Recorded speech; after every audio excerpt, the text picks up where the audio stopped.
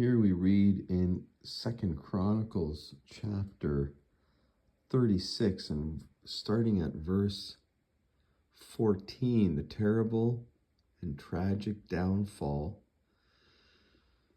of the people living in Judah.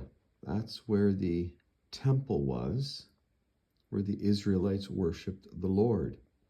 And we read here, in addition, the chief Kohanim and the people grew increasingly unfaithful, following all the abominable practices of the other nations, and they polluted the house of Adonai, which he had consecrated in Jerusalem. Time after time and frequently, Adonai, the God of their ancestors, sent word to them through his messengers, because he had compassion on his people and on the place where he lived. But they ridiculed God's messengers, treating his words with contempt and scoffing at his prophets, until the anger of Adonai rose up against his people, to the extent that there was no longer any remedy.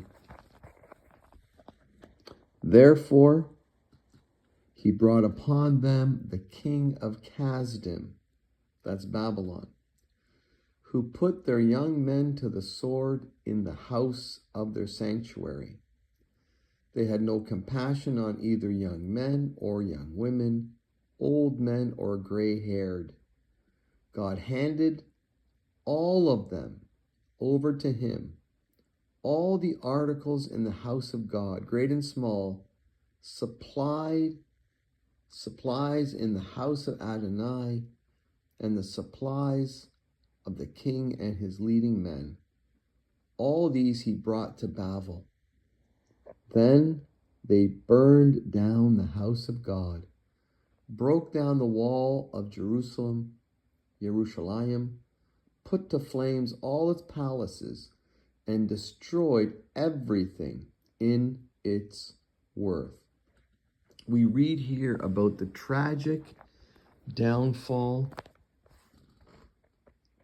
of the people of Judah because they disobeyed God. They refused to worship him. They refused to follow him. In 586 BC or thereabouts, God sent the Babylonians to destroy the temple. The punishment for the Israelites was that their sacred temple would be destroyed and they would be carried off to Babylon as exiles, as slaves, as prisoners, because they refused to worship Yahweh, God, the Lord, Adonai.